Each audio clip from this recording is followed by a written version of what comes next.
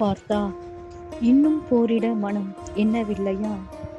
நீ ஆற்றும் செயலானது பாவமாகிவிடும் என அஞ்சுகிறாயா?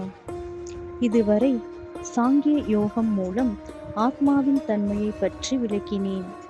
இப்போது புத்தி யோகம் மூலம் கர்ம பந்தத்தை பற்றியும் அதிலிருந்து விடுபடுவது பற்றியும் விளக்குகிறேன். இந்த பாதையில் செல்வதன் மூலம் மனம் ஒருநிலைப்படும், புத்தி உறுதியாகும். ஒரு சிறிய முயற்சி கூட பெரிய ஆபத்திலிருந்து காக்கும் என்பதை உணர்வாய். அது என்னம்மா பெரிய ஆபத்து? அதுவா, நீ இந்த டார்வின்ஸ் தியரி ஆஃப் எவல்யூஷன் பத்தி கேள்விப்பட்டிருக்கியா? நாம எப்படி ஹியூமன்ஸா எவல்யூட் ஆகியிருக்கோம்லாம் உனக்கு தெரியுமா? கொஞ்சம் கொஞ்சம் தெரியும். முதல்ல தண்ணியில வாழுற உயிரினம் தான் வந்துச்சு.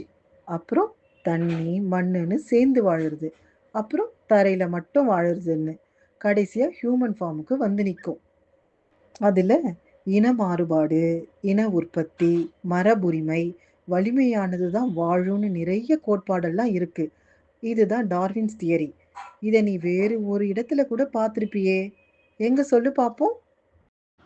தொண்டை வரைக்கும் வந்துச்சுமா, அதுக்கு மேலே வர மாட்டேங்குது. நீங்களே சொல்லுங்களேன். வராதே. கேள்வி மட்டும் நல்லா வக்கனையா கேளு. திருப்பி ஒரு கேள்வி கேட்டா பதில் சொல்லவே தெரியாது, டொயின்னு ஆயிடுவேன். நம்ம கோயில்ல பார்ப்போம்ல, பெருமாளோட தசாவதாரம் வச்சிருப்பாங்களே. ஆமா, சரி, டார்வினோட தியரி படி தான் இப்போ பெருமாளோட அவதாரம் இருக்கா? அடி வாங்குவ. எது முதல்ல வந்தது? பெருமாளோட அவதாரம் மாதிரி தான் டார்வின்ஸ் தியரி இருக்கு.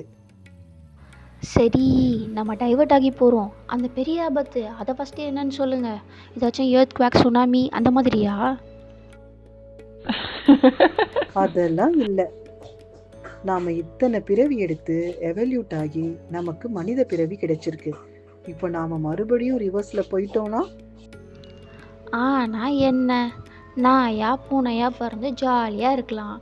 அவங்களுக்கெல்லாம் ஸ்கூல் கிடையாது, எக்ஸாம் கிடையாது, ப்ளஸ் அவங்க அம்மா இந்த மாதிரி திட்ட மாட்டாங்க, வேலையெல்லாம் சொல்ல மாட்டாங்கல்ல. யாரு சொன்னா? அந்த ஜீவராசிகள்லாம் மனுஷனை விட நல்லாவே பேரண்டிங் பண்ணோம். அப்புறம் இந்த நாய் மாடுகள்லாம் கூட லைசன்ஸ் அதெல்லாம் இருக்கு, தெரியுமா? அப்போ அப்படி பிறந்தாலே எஸ்கேப் ஆக முடியாதா? வாய்ப்பில்லை ராஜா. அப்போ இதுதான் அந்த பெரிய ஆபத்தா? சேச்சே இல்ல. மானிடராய் பிறத்தல் அரிதுன்னு ஔவையார்ல இருந்து நிறைய பெரியவங்க சொல்லியிருக்காங்க. ஏன் சொல்லியிருக்காங்க? அதை தான் நானும் கேட்குறேன், ஏன் சொல்லியிருக்காங்க? மனுஷனா பிறந்தது நமக்கு கிடைச்ச ஒரு பெரிய ஆப்பர்ச்சுனிட்டி. நமக்கு நிறைய விஷயங்களை தெரிஞ்சுக்கிறதுக்கு, புரிஞ்சுக்கிறதுக்கு, செய்யறதுக்கு, அடுத்த ஸ்டேஜுக்கு எவல்யூட் ஆக நிறைய ஆப்பர்ச்சுனிட்டிஸ் கிடைக்கும். அதெல்லாம் மிஸ் பண்ணிட்டு ரிவர்ஸ்ல போனா ஆபத்து தானே. அதில் என்னம்மா நாம் அப்படி பெருசாக மிஸ் பண்ணிட போகிறோம்? உனக்கு எப்படி இதை எக்ஸ்பிளைன் பண்றது? இப்போ இந்த பிக் பாஸ், குக் வித் கோமாளிலலாம் டிக்கெட் டு ஃபினாலே ரவுண்டு வருதுல்ல, அது ஏன் அவ்வளவு முக்கியம்? ஆமாம், அது 2-3 ரவுண்டை தாண்டிட்டு ஸ்ட்ரெயிட்டாக ஃபைனல்ஸ்க்கே போகிற மாதிரி ஒரு பெரிய ஆப்பர்ச்சுனிட்டி தான். அதே மாதிரி தான் நம்மோட அடுத்தடுத்த எவல்யூஷனுக்கு இந்த பிறவில நிறைய ஆப்பர்ச்சுனிட்டிஸ் இருக்கு. அதை நம்ம ப்ராப்பரா யூஸ் பண்ணிக்கணும். இல்லைன்னா இந்த மாநாடு படத்துல சிம்பு வர மாதிரி டைம் லூப்லயே இருப்போம். பிறப்போம் இறப்போம் ரிப்பீட்டே. Oh my God! வரையறுக்கப்பட்ட புரிதல் கொண்டவர்கள் வேதங்களின் சொல் நயமிக்க வார்த்தைகளால் ஈர்க்கப்படுகிறார்கள். அதில் பரிந்துரைக்கப்படும் சடங்குகளை மட்டும் எடுத்துக்கொண்டு கொள்கைகளை விட்டு விடுகிறார்கள். புலன்களை மகிழ்விக்கும் வேதங்களின் பகுதிகளை மட்டுமே மகிமைப்படுத்துகிறார்கள். உலக இன்பங்களில் ஆழமாக பற்றுக்கொண்டு கடவுளை நோக்கிய பாதையில் உறுதியாக செல்வதில்லை. வேதங்கள் ஜட இயற்கையின் 3 கூறுமுறைகளை கையாள்வது மற்றும் அதில் சிக்கிக் கொள்ளாதது, சுயத்தில் நிலைத்திருப்பது பற்றியும் விவரிக்கின்றன. அவை சத்துவ நன்மையின் முறை, ரஜஸ் ஆர்வத்தின் முறை, தமஸ் அறியாமையின் முறை ஆகும். ஒரு சிறிய கிணற்றின் தேவையை எப்படி ஒரு பெரிய நீர்த்தேக்கத்தால் உடனடியாக பூர்த்தி ஆகிறதோ அதுபோலவே உலகின் அனைத்து தத்துவங்களும் வேதங்களும் பூரண சத்தியத்தை உணர்ந்தவன் நிறைவேற்றுகிறான். My human dictionary, please explain. இந்த சடங்கு சம்பிரதாயம்லாம் நம்ம நல்லதுக்கு, நம்மளோட கிளைமேட் கண்டிஷனுக்கு ஏற்ற மாதிரி, நம்ம வாழ்க்கை முறைக்கும் நம்ம ஹெல்த்துக்காகவும் டிசைன் பண்ணது தான். ஆனால் நம்ம அதிலேயே தங்கிடக்கூடாது. அதெல்லாம் எதுக்காக சொல்லியிருக்காங்கன்னு பார்த்து சுச்சுவேஷனுக்கு ஏற்ற மாதிரி நடந்துக்கணும்.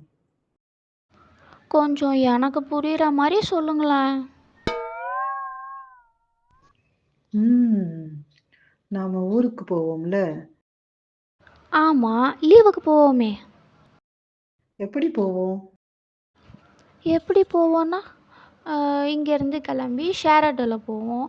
அப்புறம் ரயில்வே ஸ்டேஷன் போயிட்டு அங்கேருந்து ட்ரெயினில் போவோம். ஊரில் இறங்கி அங்கேருந்து பஸ்ஸில் போவோம். கடைசியாக நடந்தோ இல்லைன்னா மாமா கூட பைக்லேயோ போவோம். இதெல்லாம் எதுக்குமா இப்போ கேட்குறீங்க? கேட்டதுக்கு ஆன்சர் பண்ணுங்க. ஒருவேளை வீட்டில் இருந்து கிளம்பும்போது ஷேர் ஆட்டோக்கு மட்டும்தான் காசு எடுத்துகிட்டு போகிறோன்னு வச்சுக்கேன், நாம் ஊர் போய் சேர முடியுமா? இது என்னம்மா கிரிஞ்சாக இருக்குது? அது எப்படி போக முடியும்? அப்படித்தான். எந்த நோக்கத்துக்காக சொல்லியிருக்காங்கன்னு பார்க்காம வெறும் சடங்கு சம்பிரதாயத்தை மட்டுமே பிடிச்சிட்டு இருக்கிறது ஷேர் ஆட்டோ ஜேர்னிக்கு மட்டுமே ரெடி ஆகிற மாதிரி தான். ஏற்கனவே சொன்ன மாதிரி நம்ம ஜேர்னி ரொம்ப பெருசு. நாம் ரொம்ப தூரம் போகணும். இந்த பிறவிக்கு மட்டும் அப்ளை ஆகிற ஃபார்மாலிட்டியை மட்டும் பிடிச்சிக்கிறது, கடவுளே எனக்கு கஷ்டமில்லாத வாழ்க்கையை கொடுன்னு வேண்டுறதெல்லாம் நம்மளோட மொத்த ஜேர்னி என்னன்னு தெரியாமல் ஷேர் ஆட்டோவுக்கு மட்டும் ரெடி ஆகிற மாதிரி தான். அப்போது இதுக்கெல்லாம் சொல்யூஷன் கடவுள் தான். அவரே சொல்லியிருக்காரே, ஒரு சிறிய கிணற்றால் பூர்த்தி செய்யப்படும் தேவை ஒரு பெரிய நீர்த்தேக்கத்தால் உடனடியாக பரிபூரணமாக பூர்த்தியாவது போல நீ உண்மையா இருந்தினா, சுயநலம் இல்லாத அன்பா இருந்தினா போதும். அதுவே போதுமானது.